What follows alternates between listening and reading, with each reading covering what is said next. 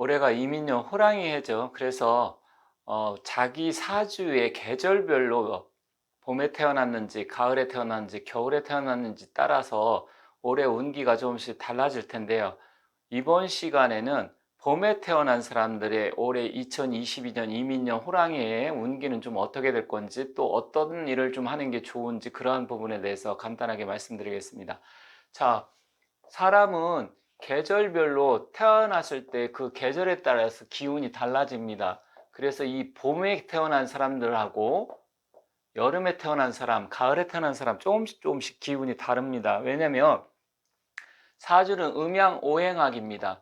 음과 양의 조화 속에 오행이 어떻게 서로 주고받고 생극재화를 하느냐, 이거에 따라서 달라지는데, 이 봄에 태어난 사람들은 주로 기운적으로 봤을 때 봄의 특징을 좀 많이 갖고 있습니다. 봄이라는 것은 어떻습니까?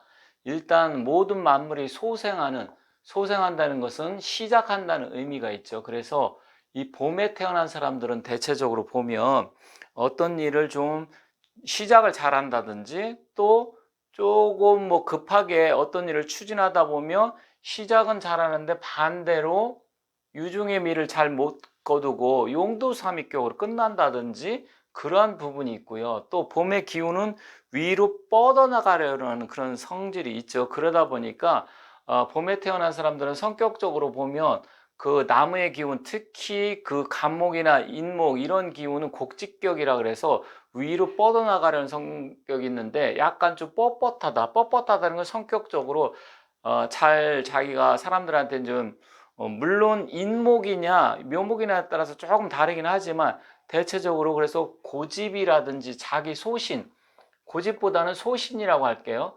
일단 소신 이런 게 좀 강합니다. 그러면 봄은 사주에서 언제를 나타내느냐? 인, 묘, 진이라고 해서 음력으로 따진다고 하면 음력 1월, 2월, 3월이 보통 인묘진 봄입니다. 그런데 절기를 기준으로 하기 때문에 인이라는 것은 입춘절, 2월 보통 4일 양력 입춘절서부터 이제 여름은 입하죠. 여기는 3월달은 일단은 이제 고구가 지나야 됩니다. 고구.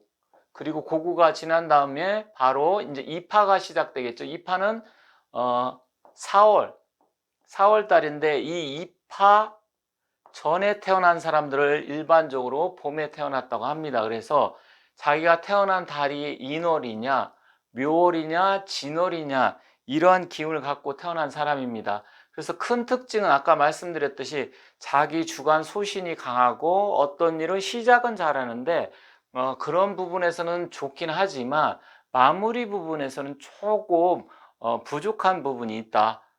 다만 이런 분들 같은 경우는 어떤 계획이라든지 회사에서 계획이나 기획 이런 파트 쪽에 하면 좋습니다. 그래서 이 사람들은 처음에 일을 마무리 쪽보다는 스타트 쪽에 시키는 게 그분들의 성격이라든지 스타일로 봐서는 그게 맞다. 그래서 가급적이면 이 인묘진월에 태어난 사람들 같은 경우는 일 같은 거 할 때도 가급적이면 먼저 출발할 수 있는 그런 일을 시키고, 마무리 쪽은 다른 사람들 시키는 게 낫겠다.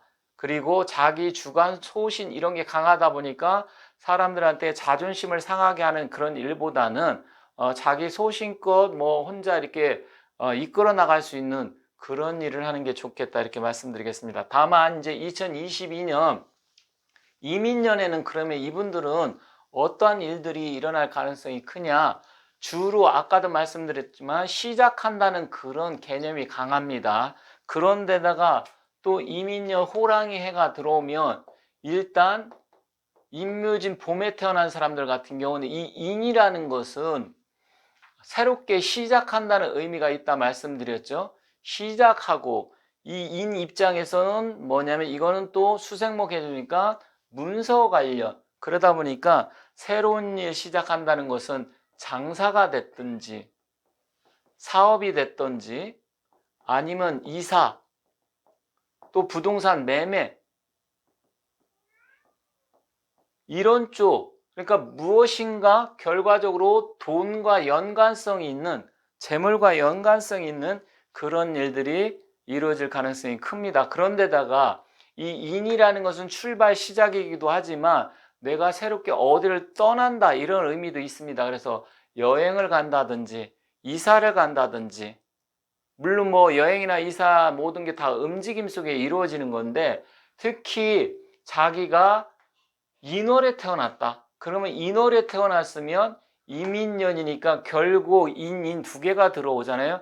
호랑이 두 마리가 움직이는 형상이기 때문에 묘월생이나 진월생보다는 특히 더 오래 분주하고 바쁜 한 해가 될 가능성이 큽니다. 그렇다고 하면 내가 인월, 묘월, 진월에 태어났는데 올해 무엇 어떤 일을 좀 계획을 하고 있는데 해도 됩니까? 이렇게 생각할 수 있는데 하셔도 됩니다.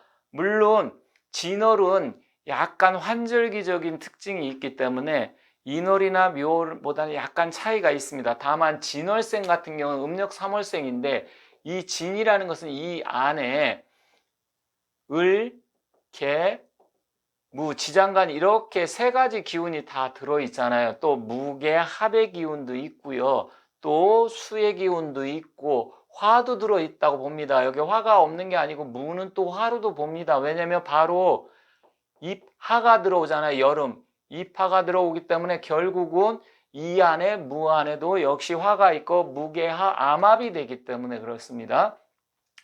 결국 이 3월생은 또 우리가 주역에서는 용이라고 합니다. 용, 진 방향. 이게 이제 용띠잖아요. 근데 여기서는 그 우레진하고 약간 다른 개념이 하지만 이 환절기적인 용의 달에 있는 건 굉장히 다변하고 사람이 재주도 많고 또 실질적으로 그 마음의 속내를 잘 알 수도 없는 부분도 있습니다. 그래서 인하고 묘하고는 약간 다르지만 이 진월에 태어난 사람은 훨씬 더 재주가 많습니다. 잔재주가.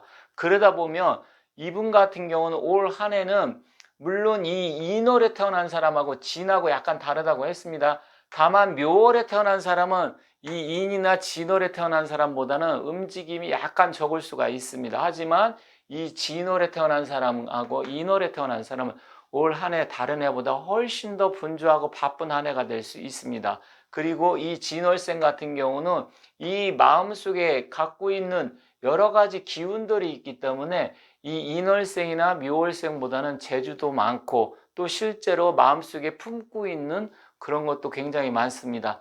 그런데 결국 이 호랑이의 입장에서 본다고 하면 진월생은 같은 기운으로 또 보긴 하지만 한편으로는 호랑이의 나를 극하는 기운이 될 수도 있습니다. 왜냐하면 인이라는 것은 목의 기운이고 또 진이라는 건 결국은 또 토의 기운이잖아요.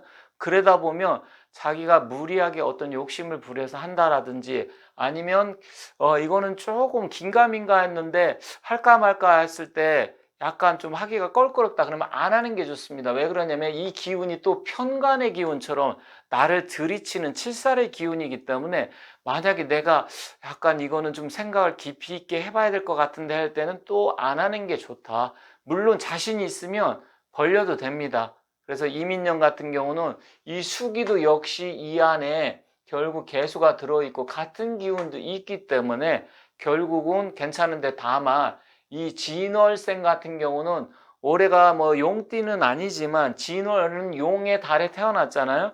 그러다 보면 이 진은 또 신자진 삼합의 기운 합쳐져 갖고 이 인연이 들어오면 또 역마가 발동할 수도 있습니다. 그래서 이동과 변동수가 그래서 많다고 말씀드린 건데 그렇지만 약간 서류라든지 자기가 사업을 할 때 그러면 계약서 관계 아니면 행정 그 기관하고의 어떤 관계 인허가 문제, 세금 문제 이런 거는 특히 인월생은 올해 조금 진월생은 그 부분에 대해서 조금 더 주의가 필요하다 이렇게 보여집니다. 그래서 결국 올해 임묘진 월에 태어나신 분들은 분주하고 바쁜 한 해가 될 겁니다. 그 이유는 이 인 자체가 지살이라고 해서 움직임과 변동을 나타내는데 특히 진월생 같은 경우는 이 인월생이나 묘월생보다 여러 가지 재주라든지 품은 뜻은 많지만 서류라든지 국가기관의 어떤 행정처분 관계 이런 거는 조금 더 꼼꼼하게 따져봐야 되고요.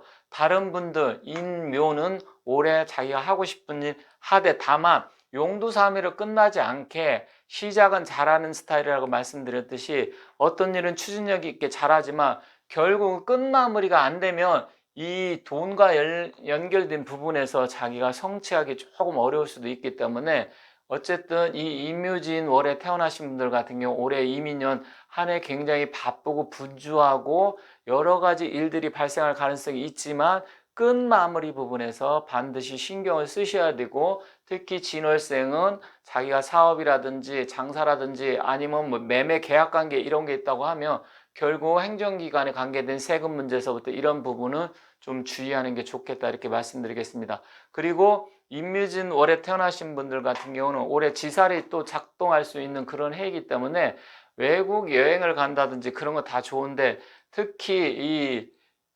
인월생이나 진월생 같은 경우는 양력으로 5월과 양력으로 8월에서 9월 초쯤은 그때는 조금 교통 사고라든지 아니면 원행을 가면 접촉사고라든지 조금 불미스러운 일이 발생할 수도 있는 한 해이기 때문에, 그래서 그러한 부분 자기가 운전을 하고 멀리 여행을 운전 직접 해서 가려고 생각하고 있다고 하면 가급적이면 그달은 좀 피하시는 게 좋고요.